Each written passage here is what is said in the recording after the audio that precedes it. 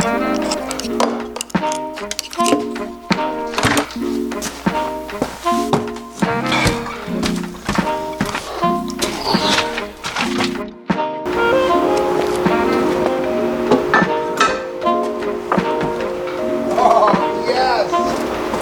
changer. No more broken ankles for this guy.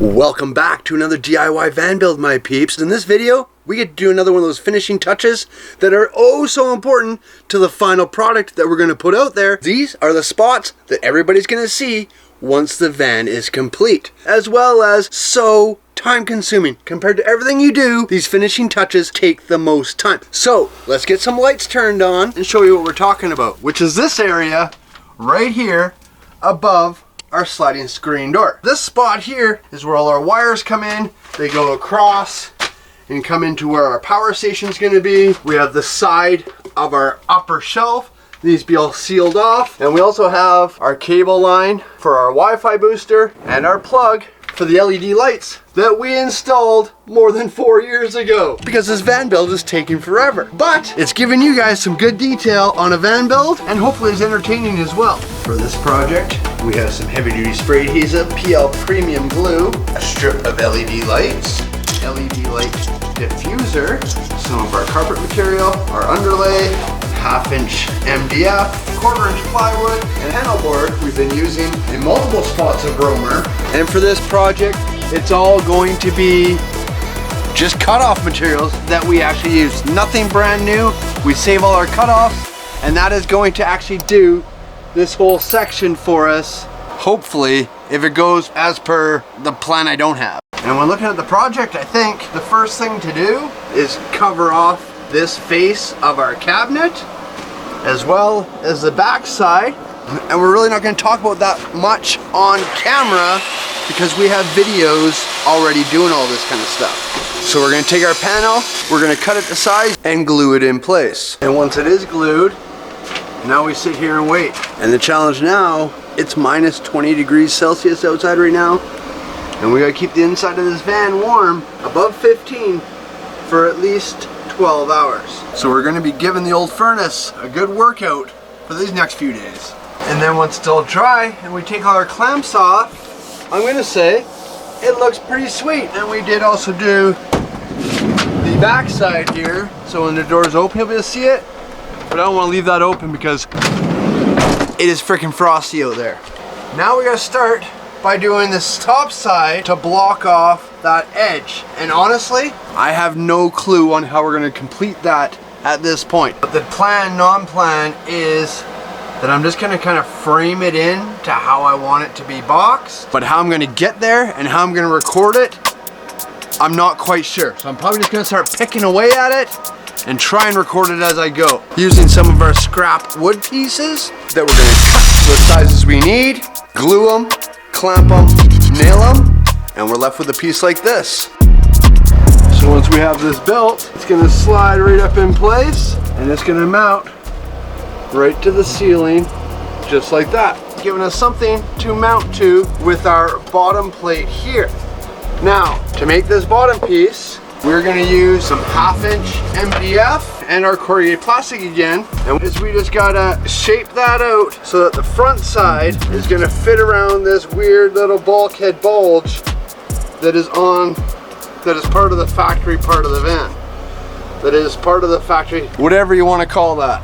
So we just cut it out like we do all of our plastic templating, put it onto our wood, cut it out, and now that cut and this cut, I got to place this up into place so it sits up there. Then I got to take that board and put it up there and make sure it all fits together properly. And I don't know how to do that while holding a camera, so I'm going to set you down there and let's hope you can see properly. So when I slide this into place, up into there. Then I take this piece and get it to fit right below. That is exactly what we want to see. Oh my goodness, we could not have done that any perfecter. Now I know it works. Stick a nail in there, and bada bing, bada boom, it's in place. I'm only going to put one nail in it because I did pre-drill some holes, so we can actually put screws into here because we do want this to be nice and solid at the end of the day. So now with all this in place, and we're ready to put the bottom side in, I should discuss as to why we went with a 1/2 inch MDF on here instead of just a thin piece of ply just to cover it off. It's because we have our LED light and our light diffuser that we're going to install as an overhead doorway light. And the diffuser is just to diffuse the light. So it's not such a harsh, bright, square LED light. It just kind of softens the glow a bit. And the 1/2 inch MDF that you'll see is just a little bit thicker than what that diffuser is. So on this piece that we just made, we're going to router a groove into it so that our diffuser will fit down inside the board and give a really nice clean look to these lights.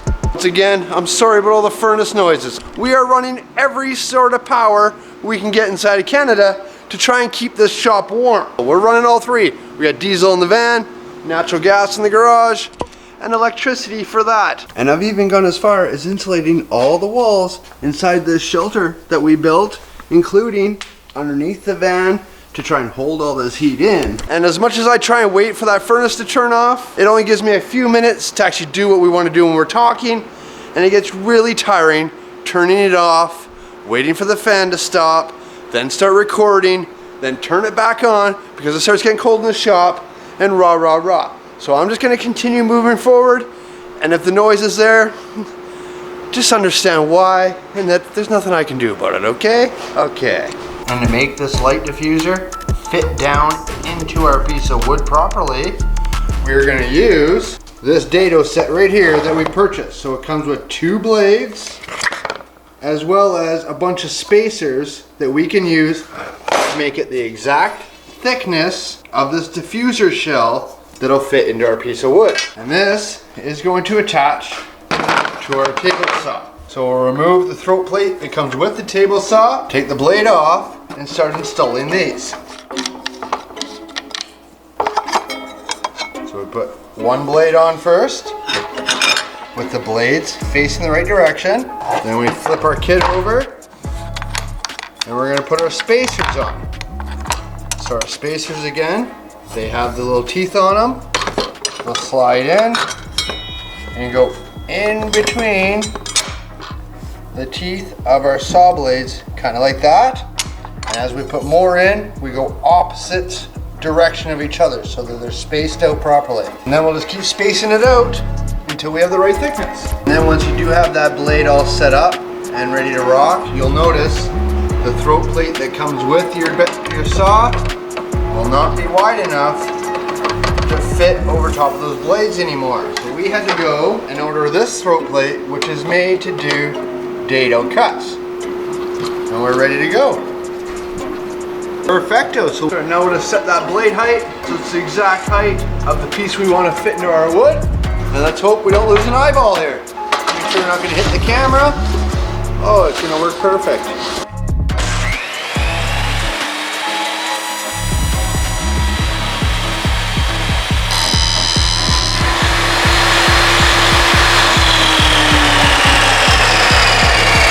Now we'll drop this piece down in. Oh buddy, oh boy. Oh buddy, oh boy. Look at that. Oh, yes. It does not get much more perfect than that. You guys are gonna start thinking, Jeff Dares knows what he's doing. But it's all luck. And now that it's all cut and trimmed, we can fit it on up in here. Clamp it in place. Take a look at what we built. And it looks like our idea is gonna work absolutely flawless. So now we sit here for the next couple hours and look at what we built. But as I sit here and think about what our next step is, all I can see is the massive mess we've made just to get this far. And to move to the next step, we need to start with a clean workbench. And put our table saw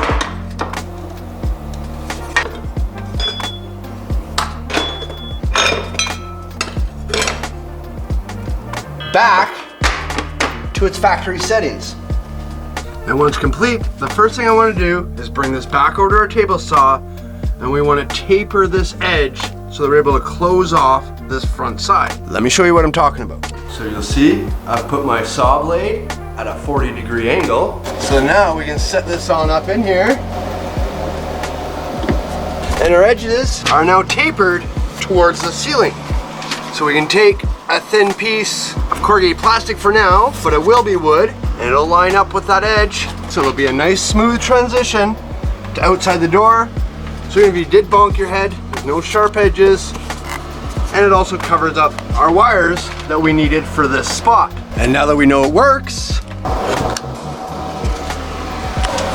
we are now ready to start putting fabric over top of our custom piece. And we're gonna do that the exact same way we've done all the fabric in the van. Underlay, our tweed fabric, and our spray adhesive. This time we're using the 3M Super 77, just because we couldn't get our hands on the LePage at the time, but it's the same stuff as we've been using, basically, just a different brand name. And with that being said, here is our custom upholstered piece. Now, I'm gonna take back a few words that I said. 3M Super 77, same stuff as the LePage, no real difference. It's a lie. There's a big difference in the way it sprays. This goes on like a clear, almost paint, where the LePage goes on and it's really stringy and sticky. This stuff takes a lot longer to work with to get it to adhere properly, and I just don't find it's as strong as the LePage. It's gonna work for what we're doing here, but I'm gonna go back and find the LePage stuff and use that for any further upholstering I'm gonna do. So anyways, we are ready for some LED lights. So the first piece to go in is the aluminum holder for the LED diffuser itself. So this piece is just gonna fit right down into the groove, and it's gonna end up looking something like that built into our headliner piece. Now to cut this to length, we're just gonna use this little miter box we have and our miter saw made for aluminum. So when we have it installed in the groove on the one side, we did make a spot where our LED light can go up through there and won't be noticeable. And on the other side, we're just gonna turn it over, mark our line, and start hacksawing. Then we lie it back down in place, make sure it all fits properly, and we're good to go. Now, although this fits in there really tight, I am gonna take a little bit of our PL Premium glue and just run a fine bead down the center of this to ensure over time it doesn't vibrate and have our lights fall out of the ceiling. And as easy as that, able to stick down some lights. So you'll see on these lights, it does mark out the spots, marked with a scissor, so you know where to cut out. So we're just gonna line up the end with the cut spot, cut it right there. This does come with double-sided tape on the back side. Start at one end, and we now have LED lights into the trough of that piece. Now we take the transparent cover and clip it down into the groove. Here's our scissors to cut off this end, like so. Peel our plastic off, and that there is what our finished piece ends up looking like. What? Let's go to the van. And we'll slide this up into place, making sure our LED light comes up through here. And this thing's really starting to come together. Ha ha! Look how clean that looks. Love it. Should we light it up and see what it looks like? I think we should. There it is. See? And the bottom floor lights up as well along with it. So you end up with the lit ceiling as well as a lit floor. And now that we know it all fits, we went and screwed it all in place to the ceiling as well as to our frame. So it's up there nice and sturdy. We did also put a little bit of wood glue in between there, just then it's screwed and glued, and we know it ain't going nowhere. So now I sit here again and try and figure out how we do this last part. But we're this close to having it finished. So now it's time to build our piece that's gonna close all this off. So we'll find ourselves a nice piece of scrap wood. Cut it to the length we need it to be.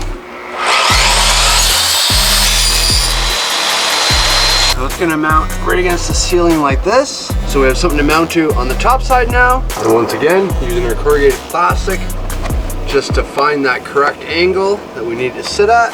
Then we hold it in place using some nails. So now we'll grab, there we go, another scrap piece of wood, 1/4 inch thick plywood. Cut it down to size. Then we'll wrap it with our upholstery. Now we're ready to install. And now comes the ultimate test of, does it fit? Slide that part up there. Make sure our cord's coming through. Oh my goodness. Flawless. Ah. All right, let's drop a couple nails in there. Blow my hat off. And there it is, all closed off. What? Came out pretty clean if you ask me. So let's hit the remote control button. There we go, look at that. It's all lit up, the floor is lit up too. Here, let's step outside the van and take a look. Yeah, buddy, check it. The floor is nicely lit up. The roof is lit up. We're in business.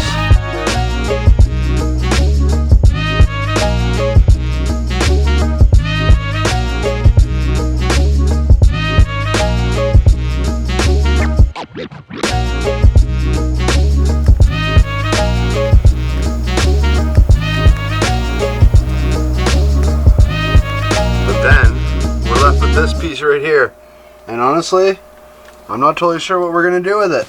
It's got to be finished because that's lizard skin that you see right there exposed, and I gotta cover it somehow. The project that just keeps giving. So taking a piece of our corrugated plastic again, we then trace that onto a scrap piece of our 1/4 inch wood, wrap it up until it looks like that, and we bring it into our van. We slide it up in there. Bada bing, bada boom. It's covered off.